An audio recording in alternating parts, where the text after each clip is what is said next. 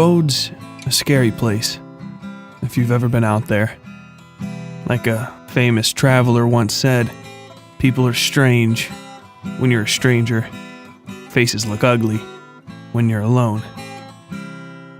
There's something to be said about the paranoia of the outsider, to be the one peering in at the warmth from the chill window glass, wondering if all that glow and comfort is worth the risk of knocking. Still, too, there's the worry that comes with any smile, any invitation, which may be little more than bait on a lure. It's with this in mind that we rejoin Alex, our protagonist, in the wide and lonely American Great Plains, where the smiles are few and the invites fewer, but where friendly hearts may still beat out there amongst the corn. But first, this month's recommendations. Keeping in the vein of travel stories for the duration of Tota Americana, this month's literature recommendation is the graphic novel series Preacher by Garth Ennis and Steve Dillon. Published between 1995 and 2000, the series covers the journey of a disgraced preacher, Jesse Custer, with a checkered and shadowy past across the width and breadth of America as he tries to find God. He's joined on his journeys by an old fling, a femme fatale named Tulip, and an expatriated Irish vampire named Cassidy. The saga takes them basically all across the continental US, and is pretty much one of the best limited-run comics I've ever read. It's often as grim and bleak as it is hopeful and funny, and it's one of the best meditations on the faded America of the late 1990s I've ever read. Definitely check it out. This month's random horror recommendation is Night in the Woods, a creepy 2017 adventure game from indie developer Infinite Fall. The game follows May, an anthropomorphic college-aged cat in the days immediately following her unexpected dropout from university. The story revolves around May and her old high school friends and their relationships with each other and the town they grew up in. A town that, like many in my own works, is a dying coal town tucked away high up in the mountains. As May tries to work through the issues that made her drop out of school, including her own unaddressed mental health problems and general lackadaisical attitude, she and her friends uncover an odd and horrifying plot leaking beneath the placid surface of their small town. Anything further is spoilers, but rest assured, what unfolds is basically Freaks and Geeks meets Twin Peaks in video game form. It's funny, creepy, fairly deep, and very adorable, and I cannot recommend it enough. I'll leave a link both to it and this month's literature recommendation in the show notes. Now, on to today's story. Tota Americana, Part 3.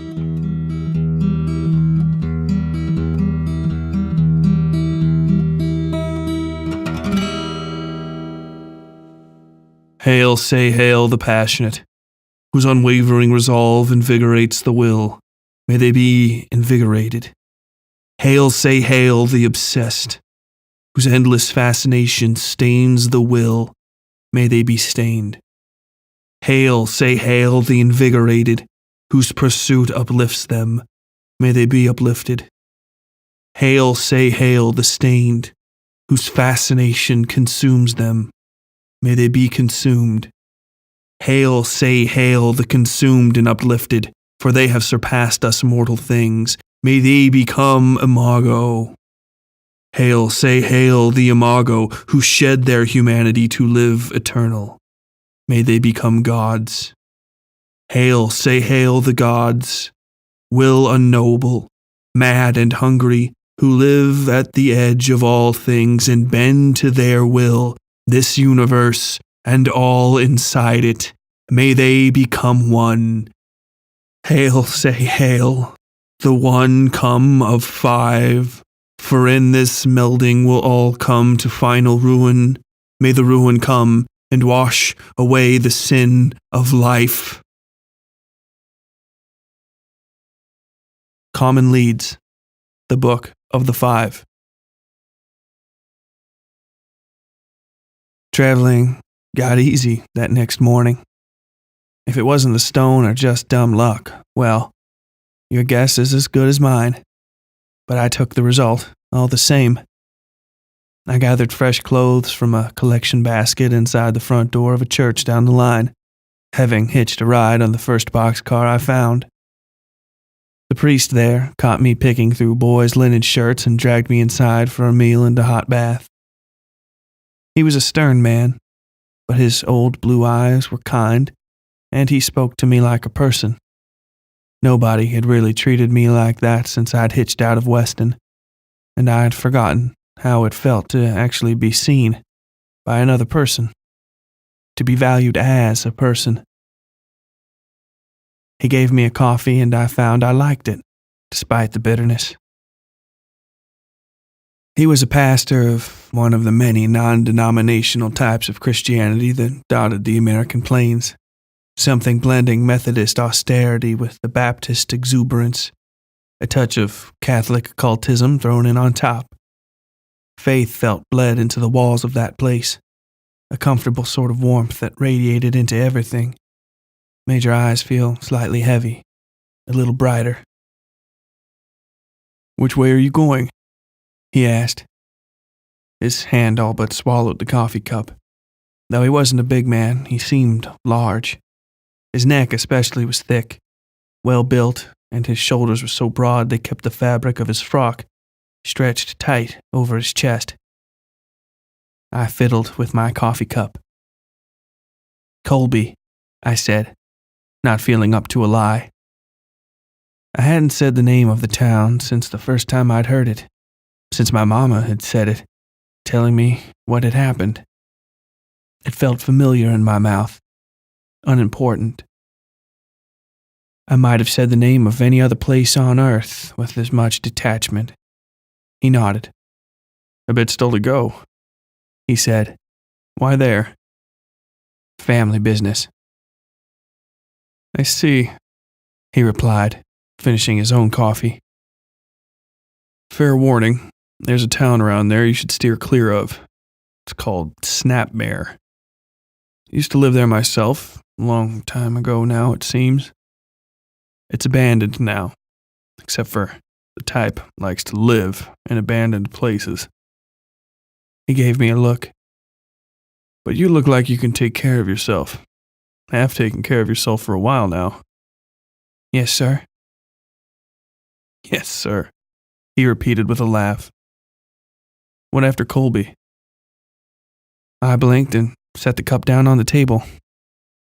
I honestly didn't know, though I was much more surprised by how he'd parsed that out of me when I hadn't thought much of it myself. Colby seemed like an into things, a final sort of place. Thinking I might keep on moving after getting there felt strange. My eyes wandered the room as I pondered the question. He'd sat us in the white-walled rectory office, really just a single room at the back of the church that served as his kitchen and sitting room. I'd gotten a peek into his severe little bedroom, a twin bed and a dresser the only adornments, before he'd shut it and put the percolator on the stove. There were all sorts of things on the walls, though the walls themselves were little more than white-painted wood panels. Knickknacks of all sorts sat on high shelves fixed to those walls, books and pictures, and even a couple of church league bowling trophies. I wondered how far you might have to travel out here to find Elaine and other people to play with. Maybe there was one in town. One thing caught my eye, though, something wholly darker than anything else in the room. It was a framed black and white photograph of a crowd of people pointing at a man hanging from a tree. Even from a distance, I could see the confusion inherent in the spectacle. People pointing and one woman even fainting. But over the center of the crowd, suspended in space, the hanging man had his arms and legs splayed out to the side, as though he were swinging himself on the rope for fun. The priest's eyes followed my own to the picture. "The Snapmare Hangman," he said in a soft voice. "A legend in his time." He stood and walked over to the shelf, then gently set the photograph onto its face. "A time long past, I'm afraid." He smiled at me and took the percolator off the stove. Would you like more coffee? I left a little while later, now sporting a backpack he insisted was an extra donated to the church and that I was, in fact, a person in need. He also spared 2 canteens of fresh water and a couple sandwiches wrapped in paper. I thanked him and left, walking east out of the small town and looking for a signpost so I could maybe come back and visit, if I ever finished the trip to Colby. But there wasn't a signpost for the town. Wasn't much of anything there, really, save for a few old houses that didn't look well lived in. Hollow, broken-eyed faces watched me walk down the lonely street that led out of town.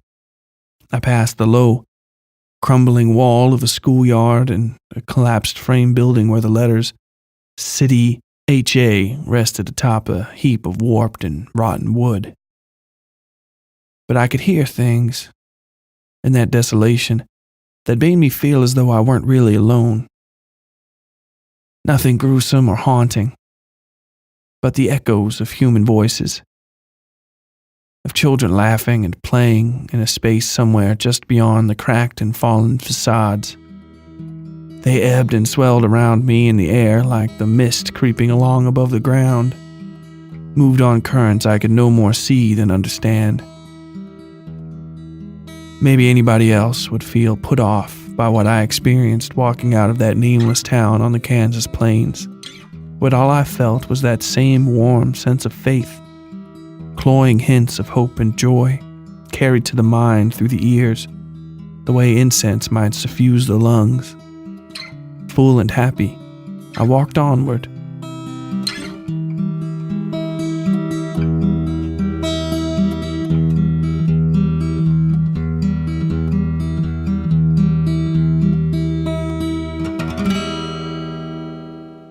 Hey, everybody. This week's podcast is brought to you by HelloFresh, the simple, enjoyable, and easy way to make delicious home-cooked meals that'll simply blow you away. Even if you're something of an experienced amateur cook like myself, the time you'll save having HelloFresh doing all your shopping and sending fresh, pre-made ingredients to your door is more than worth it. Their simple 6-step pictured recipe cards will make you look like a professional and come together in about 30 minutes, so you can focus on doing more of what you love. I used to think services like HelloFresh weren't for me until I tried it, and now I'm hooked. I got the za'atar grilling cheese recipe and it completely blew me away. If you're not familiar with grilling cheese, it's actually a big hunk of super hard cheese you grill like meat, and it comes out like all crusty on the outsides and soft on the inside, and it's now a permanent staple of my diet. For $80 off your first month of HelloFresh, go to hellofresh.com/Westside80 and enter Westside80. That's basically like getting 8 meals free. So, again, if you want that good grilling cheese and are trying to eat healthy and save money and time, go to hellofresh.com/Westside80. That's HELLOFRESH.com/WESTSIDE80. Fear made itself a home in my heart as I drew closer to Colby. I thought of my father, the alley where he died, and I found I couldn't draw the shape of him in the space behind my eyes.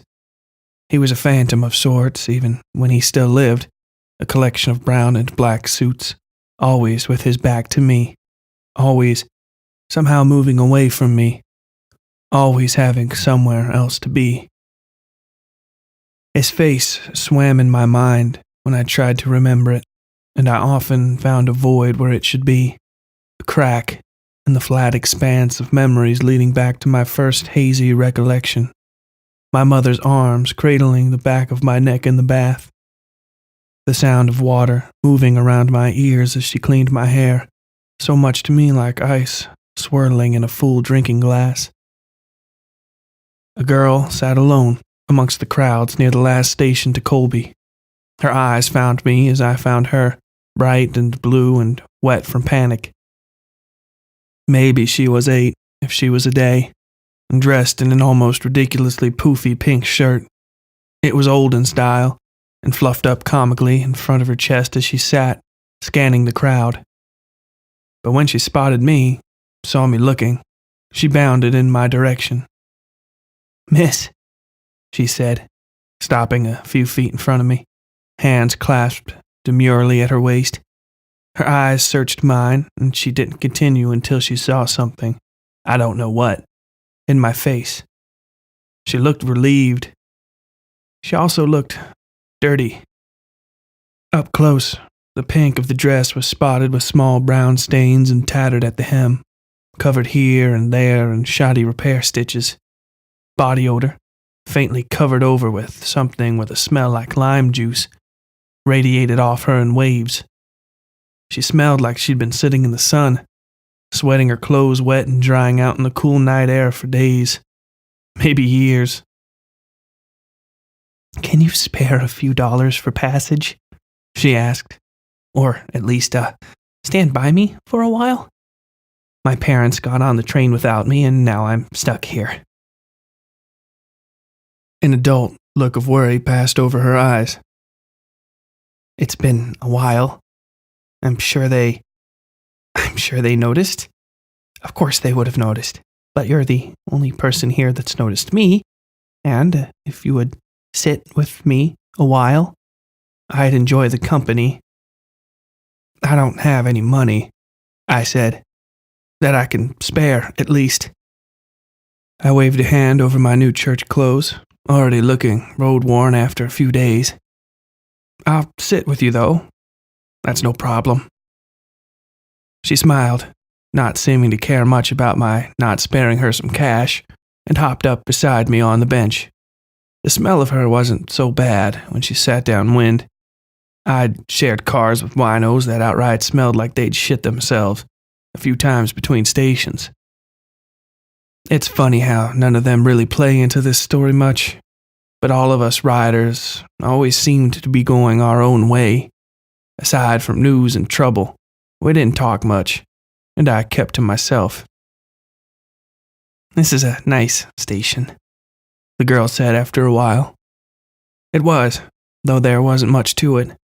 A simple boardwalk beside the rails, with a ticket office and restaurant attached. I hadn't even bothered going inside once I'd seen the price for eggs and a few sticks of bacon. Even if I stole it, it'd cost too much. "It's new, you know," she continued, bobbing her legs up and down. The dress moved in time, like a little pink wave in the ocean surf. "For the longest time, there was just the stairs. You see them? Over there?" I followed her finger to a set of weather-beaten brick stairs a few yards down from the main platform. The girl started laughing to herself. "My mother had to travel for work all the time," she said, "and she was just the clumsiest woman. She was a nurse, so she had to go to this town and that to help out with what she could. Moved here with Dad when he started up the bank." This time, she pointed to a stately brick building in the one-road town. The gleaming white face of the clock shone so brightly in the sun I could barely look at it. "Father and I would come down here to see her off. Maybe 2 times out of 10 she would fall right off those stairs," she said, smiling in the direction of the staircase. "She'd always, laugh it off and brush herself down. One time," the little girl was cracking up, "one time she fell and her suitcase went flying. Oh my goodness, you should have seen her scrambling around in the dirt and screaming for my father to help find her. Well," the girl leaned in close and whispered, "her undergarments." She held a hand over the laugh that followed, and I joined her. "She was so wonderful," she said, looking up at me and then back at the stairs. "It was all an act, just something to get me laughing. Father was so embarrassed. He was the big man in charge of the bank, so proper. And Mother was always, so lively." She grew quiet. "So how are your parents?" "I'm on my way to see my father. I said, looking at the crumbling brick staircase myself. People milled about the platform. The next train was eastbound, back to St. Louis and wherever the hell it was I'd come from, a place I was beginning to understand less and less myself. And Colby. Colby, the girl repeated. Yeah, I said. I held out my hand. Name's Alex, by the way. Patricia Reardon, she replied. People call me Patty. And you're from? West Virginia, I said, not quite believing it myself. Her eyes raised. That's a ways away, she said. East, right? But what isn't out here? I was headed east before. She cleared her throat. Anyway, I'm headed that way. Yeah? I asked. Next train's yours then, huh? Oh, if I can get passage, she said, but that's not important. I'll just wait till tomorrow. You're getting the 9:20 train to Colby then, right? I nodded and she beamed a smile at me. Her teeth were baby teeth, white and slightly crooked. Then if you don't mind, I'll just sit here with you. Is that okay? Sure, I said. So what does your father do? She asked, bouncing her feet around the bottom of the bench, clearly pleased as punch. He works for the FBI, I said. Or, at least, he did. Did? Yeah. I swallowed. I hadn't really talked about this since it happened, and hadn't brought it up with a stranger at all. He got shot. A lady bank robber killed him in Colby, up the road. I sniffed. A tear broke in the corner of my lips and I caught it with my tongue. Sorrow had a familiar taste. I'm so sorry, Patty said, resting her hand on my arm. She reached up to clear my eyes and I shook my head and turned away, using my shirt sleeve instead. I saw a few passers-by give me a worried look and scan the benches around me, then hurry away down the platform with a lighter step. I didn't know him, I said. Not really. I sniffed again. I was really crying then, just letting it all out before God and all the world.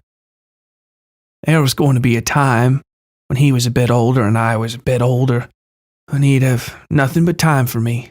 That's what he said. He just needed to get this little bit of hard work out of the way and we'd be on Easy Street. That's how he said it. Easy Street. Then he got shot and my mom got real sick. And then it was just me and all these sad people always looking at me with their stupid sad faces like I was a dog with a broken leg. I hated them all so bad. I hated my mom because she drove herself crazy worrying about Dad, and I hated him for driving Mom crazy, for going off and dying like a fucking idiot for some people who don't even give a shit. And they don't care. Nobody fucking cares. I sniffed. I'm alone, I said. The words sounded hollow, like an echo ringing back to me from the West Coast, pinging mountain to mountain, Appalachia to the Rockies, burning across the plains until they picked up life, got heavy, and hit me in the chest right there on a train platform in Nowhere, Kansas, home of the yellow brick road and nearly every awful thing that would ever happen in my life, the rotten seedbed of my miseries. No, Patty said. No, it's okay. She'd pulled my head into her chest to hold it. Her arms were light on me, like birds' wings, and the smell of her wasn't so bad. More like an old pillow, a touch musty, nothing else. A nearby woman was crying as well, I saw, when I looked around. Her hair was high in a brown bun, She was looking right at me. She held up a hand and stepped forward, but her husband, the man she was traveling with, grabbed the sleeve of her blue cotton dress and whispered something in her ear. She disagreed harshly, but then resigned herself to whatever he'd said. They walked off down the platform, she sparing me a few wayward glances as they disappeared into the crowd. My father liked to do the right thing, Patty said quickly. I turned back to her. People didn't like him because he ran the bank. "Bankmen are easy to hate," he used to say. "That's why we must always act in an exemplary manner." She chuckled and swooped her arms back and forth as she impersonated her father. I sat back up, still dabbing my eyes. My mother liked to tease him that they married because he needed a good front. She smiled at me, but the smile faded some and she turned back to the crumbling stairs. "They were very good people," she said. "The absolute best." She was crying now, silent little tears that dotted the top of her tattered old dress. Excuse me, I get so. They were standing right there. Last time I saw them. She pointed to a space in the dirt beside the stairs. My mother was doing a camp east of Topeka to help some men that got into a scuff with each other, horses or something, it doesn't matter. She fell right off the stairs this time and broke her left wrist. Didn't even make a sound. She was a very, very strong woman. Patty nodded her head. Yes, very strong. But father didn't want her to ride alone with a broken wrist, so he bought a ticket and hopped right on with her. "I'll be back in a week," he told me. My grandparents lived in town, and they were to take care of me and my siblings. And they did, of course. They were wonderful people, too. But my father, she dabbed her face with the frilly scruff of her dress sleeve. The stains were worse there. "It was a little thing," she said softly. "A gas leak in the hotel. Fumes from a furnace is what I read in the paper. Invisible, quiet. They fell asleep, and then, well..." She slapped her thighs and laughed. It was a painful sound. "I came and waited every day, you see. Every day." She hopped to her feet and did a single, graceful twirl. "This was Daddy's favorite dress, and I wanted him to see me wearing it when they got back. He dressed up for Mother when she returned from traveling, which he hated so bad. Traveling, that is. Never did it but twice." I looked around the station, feeling odd. The people were milling about, but now I could see something I hadn't earlier. Where the light from the clock face over the bank had blinded me, there stood a brass plaque engraving, fixed to the rail at the edge of the platform. The bold lettering across its face read, "This platform dedicated to the memory of Patricia Reardon and her parents, Michael and Joanna. Our sweetest angels, gone too soon." A finger touched the side of my chin, and I felt my face being guided until I was looking into Patty's sad, blue eyes. She smiled at me. "Please, don't," she said. "It's so embarrassing." Her palm came alongside my cheek, and it was as though there were no flesh inside the fabric of her little white gloves. They weren't cold so much as heatless, like any dead thing. I expected something ghoulish from her, but she just turned her eyes down, the faintest touch of a blush coloring her cheeks. Softly, she said, "May I continue?" "Sure," I said. She seemed much older to me then, though I think it should have been obvious from the start that she wasn't simply an unescorted 8-year-old. She smiled and her eyes glistened. "Thank you," she said. Her fingers traced the smooth contours of the bench seat. "This was down there, back then." when I was still alive, I finished for her in my mind. She saw the thought in my eyes and blushed again, turning away so I couldn't see. I came to sit on this bench every day, she said. It was a hobby of mine. A few of the townspeople thought I was a little touched, I think, at least after the first month. Soon I became a fixture of the platform, the little girl in red. And I saw then that her dress wasn't pink, just terribly sun-faded. It got hot that summer.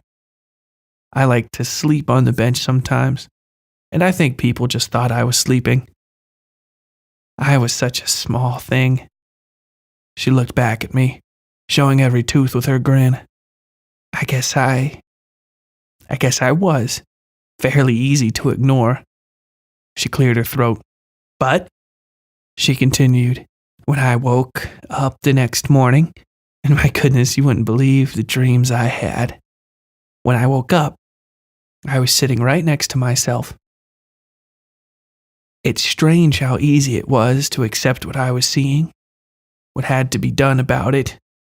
But none of the adults would notice me. Me, as you see me now, or the little me I left behind on the bench. She was crying again, and I offered her my sleeve. She gave me a confused look. I wouldn't want to ruin your dress, I said. She laughed and looked down at herself, then pulled my arm over roughly and made a show of wiping her eyes on it. Thank you, she said after a while, quietly. She sighed and looked out over the rails, toward the town and the great expanse of dust and field beyond. They found me, I guess, a day too late. I wasn't mad. They built this platform after and this wonderful awning. She pointed over her head, just in case any other little girls got stuck waiting here. My grandparents, that is. She nodded at the construction. The town got older, my grandparents died, even my sisters and brothers got old and died, she said. I'd watch them when they got on and off the train for business. My great-grandnephew is right over there. She pointed at a bald man in a suit. He's waiting on the train to Topeka. He goes every third Thursday to oversee the tax deposits. Very busy. She frowned and nodded comically. Mother would die to see how much he is like father. We shared a laugh that lasted until it was taken up by the whistle of the eastbound pulling into station. Patty nearly jumped out of her seat. It shocked her so bad. The eastbound, she said softly. Look, I said, rummaging around in my pockets. I have more than enough for a single ride, just to get you out of here, at least. She gave me a wry smile and squeezed my wrist, shaking her head just slightly. No, but thank you, she said. You're not the first person I've ever talked to on this platform. One of the most polite, and by far the most engaging. I've had people buy me tickets before. I even hop aboard the trains and wave for them sometimes. Almost nobody can see me, but some do.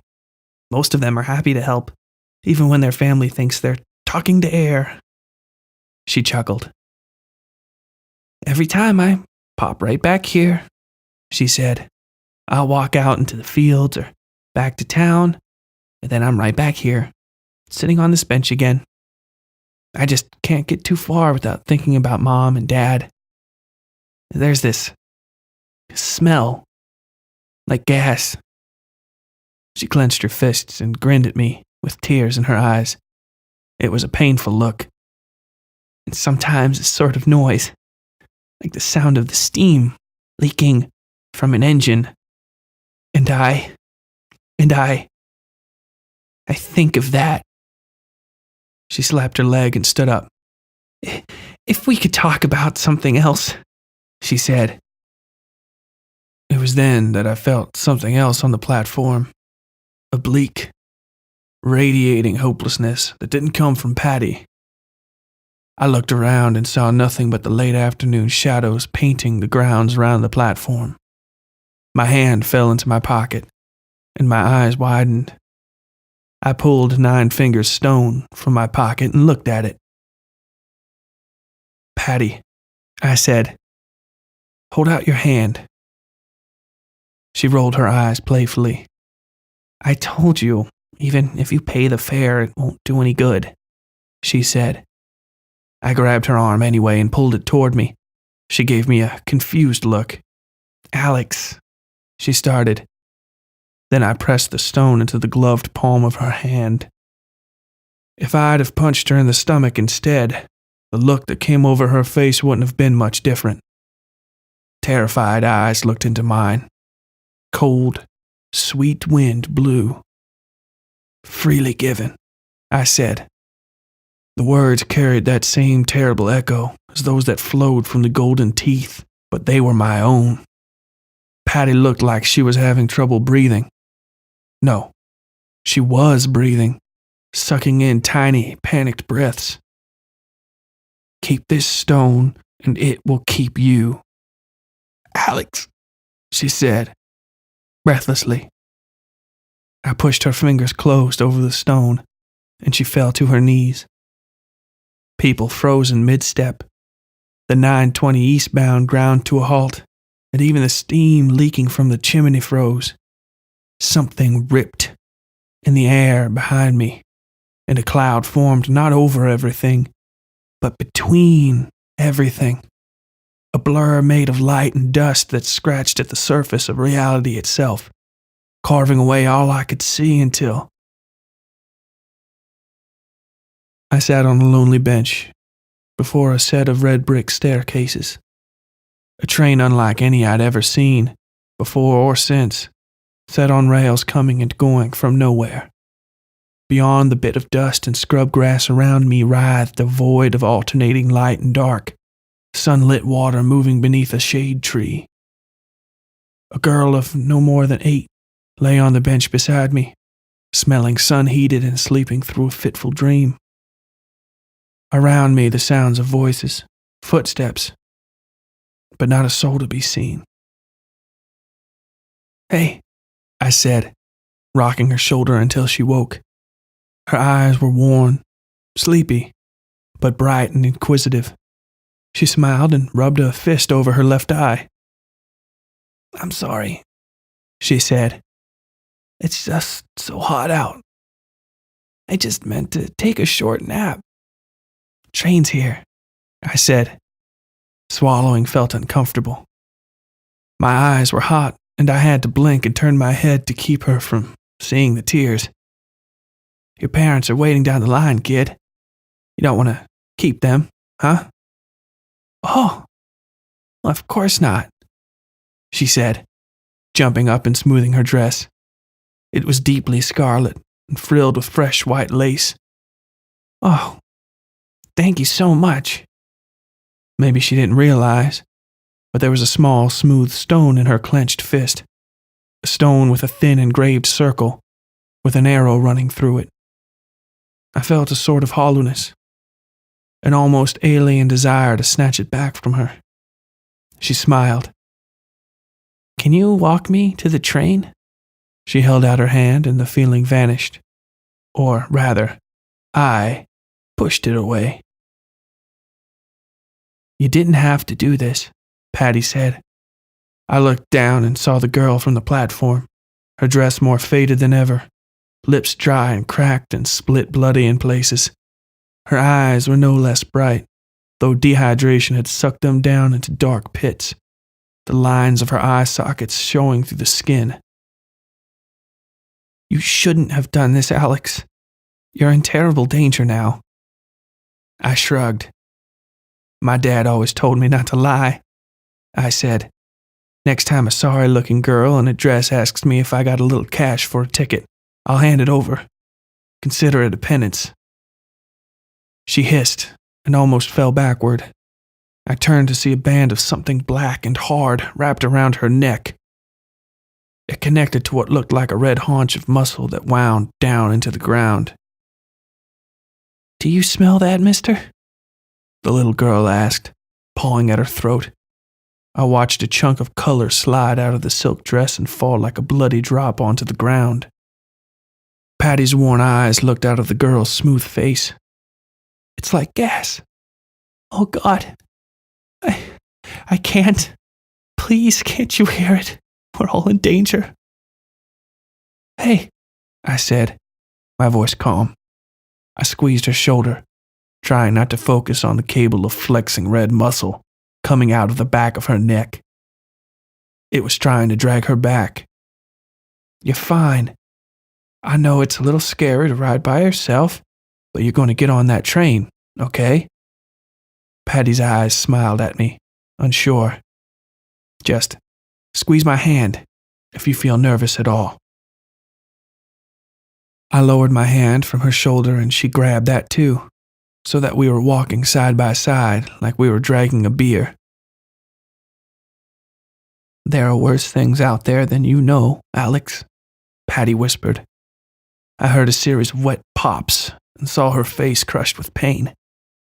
Blood flecked the powdery white skin at the back of her neck as fibers snapped in the cord. There are places they can take you to. Things they can do that are so awful. I'll be fine, I said, still speaking gently, moving her along. It hurts so bad, she said. More fibers snapped in the thing on her neck. Blood dribbled onto the ground in a steady stream. It clotted like cheese curds. Alex, it hurts. We can stop. I'll be fine here. You just keep going down the road, safe and sure, okay? You can come visit me sometime. I only just wanted people to talk with. I was fine with that. She held up the hand with the stone and opened her fingers. The thing in her neck flexed violently and wrenched her backward. She yelped and nearly dropped the stone. I caught it at the last second, pressing it back into her hand, holding it down, palm to palm, our fingers interlaced like dancing partners. It burned my skin like a branding iron. I could hear my flesh searing. Alex, let go, she said. I smiled, but my eyes were hard. You're getting on that train, I said, my voice rolling with golden thunder again, the teeth working in the ether beyond everything. I felt a needle of pain in the space behind my left eye, but it was nothing. I said that in my mind and it became true. Patty looked at me worried, but it was the little girl who smiled. If you say so, mister, she said, and then we were running toward the train, hand in hand and her giggling like crazy. The snapping noises were replaced by ripping and tearing, wet meat noises that clashed perfectly with the sound of the little girl's laughter. Then we were standing at the foot of the brick stairs, breathless and staring up into the white void beyond the doors of the train. She let go of my hands and stepped past me onto the stairs. The girl who turned around was neither Patty nor the girl I'd woken up on the bench. She was in her 20s, maybe older, and beautiful. Blood had trickled out of her eyes and mouth. It was crusting on her cheeks. She wiped it away vigorously, and no more followed in flow. I looked at our feet to where a trail of blood led back along the path we'd taken. There was something dark at the end of it, writhing in the dirt and splashing crimson in great arcs. A warm finger found my chin, turned my head slowly back to the woman's eyes. She smiled bashfully, eyes darting away and then back to mine. Please, she said. It's embarrassing. Her clothes were simple, a red button-up shirt and patterned black slacks. Blonde hair tied up in intricate braids crossed her head and lay over her shoulders. Behind her, a little girl in a beautiful red dress mounted the stairs and took a spot inside the door. She smiled and waved. Don't worry about that behind you, she said. Being born and dying are bloody things. The girl behind her rose up on her tiptoes, bouncing with boredom. The woman held up the stone. We've got to hold on to this until she finishes the trip, if that's okay with you. Something howled, as though from the bottom of a well, a wet, red sound that raised the hairs on the back of my neck. The woman glared over my shoulder and, whatever it was, went quiet. Will she be okay? I asked. The woman smiled. Patty's eyes looked at me, though this woman wasn't her. She nodded. Yeah. You helped a lot, but we've got to be going. Thank you. She reached up and touched my face, and there was the girl again, face cheerful despite the tears in her eyes. She ran a thumb over the space beneath my eye, where the puppet thing had cut me in Cincinnati. There was a brief, extreme pain, as though she'd scraped deep into my skin, scraped away something more substantial to me than skin or blood or bone could ever be. But the pain left, and I was fine.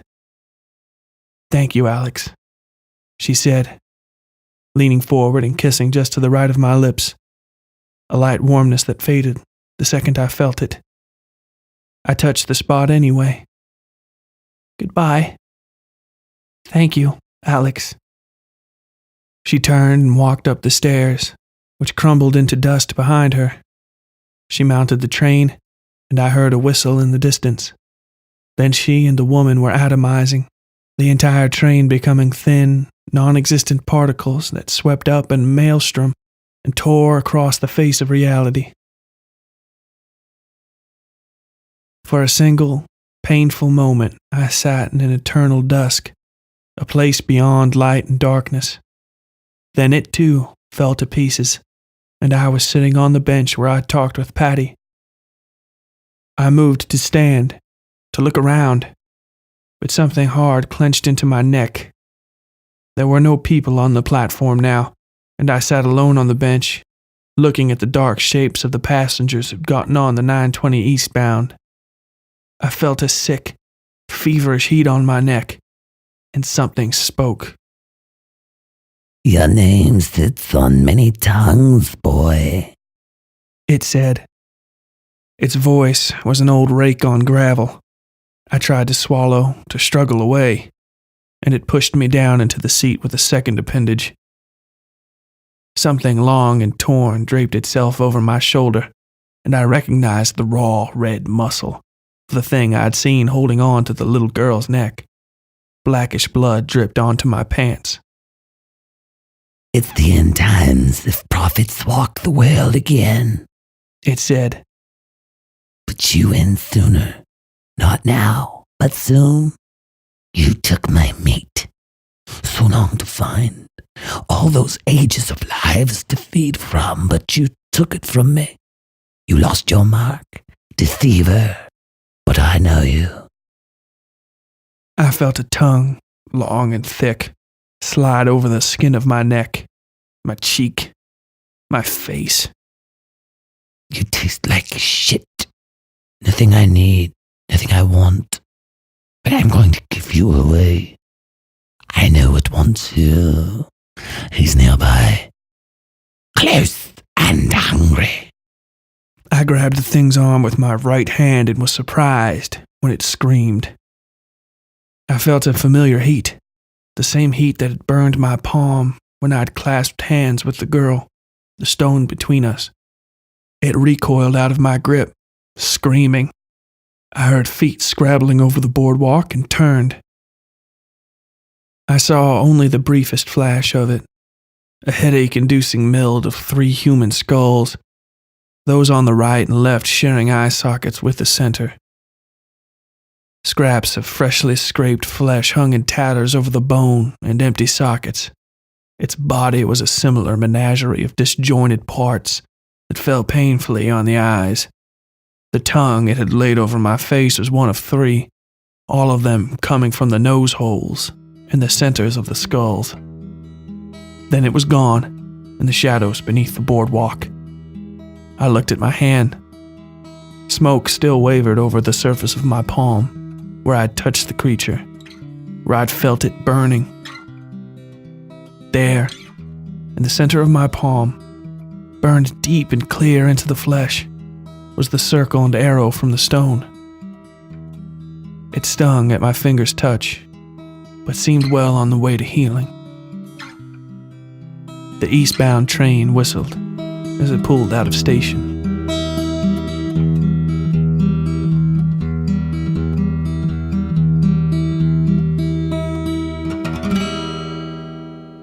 Well, everybody, that was Tota Americana Part 3.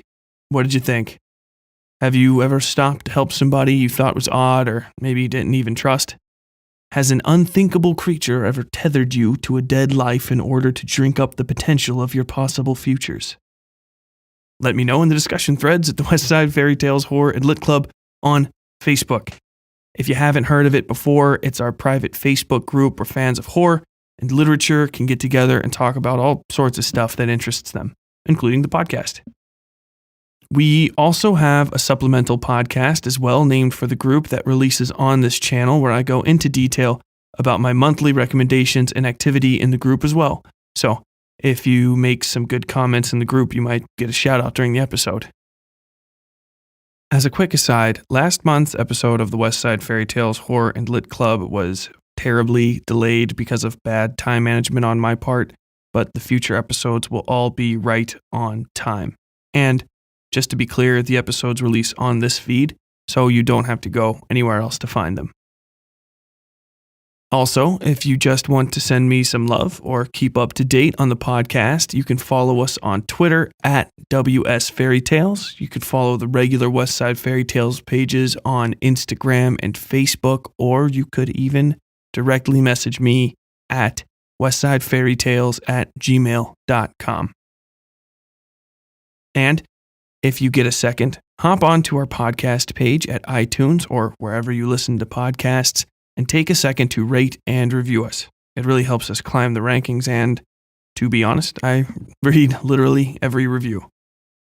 If you're feeling really supportive and want to support the Westside Fairytales monetarily, hop on over to patreon.com/westsidefairytales and give us just $1 to get access to all sorts of bonus material. That single dollar will get you early access to the monthly show and a bonus update audio program every month. $5 and more will get your name on our supporters page on the official Westside Fairytales website and access to behind the story audio casts where I go into detail about what I was thinking when I made that month's story. And $10 or more gets you super early access to raw versions of the show up to 2 weeks before the regular airing and some free merch. So go on over to patreon.com/westsidefairytales. Show your support for small, independent horror programs like mine. Next month, we bring you the finale of our 4 months long excursion across America. In this doozy of an episode, Alex steps aboard a train of nightmares, an ethereal and unreal contraption bearing due west toward the final destination of this story, and possibly Alex's life. So please, join us in the first week of June for the gripping finale of this 4-part story, Tota Americana, Part 4. And, as always, stay safe out there. Westside Fairytales is written, read, scored, and produced by Tyler Bell. Episode artwork by Yui Breedlove. All content herein copyright 2019 Tyler Bell.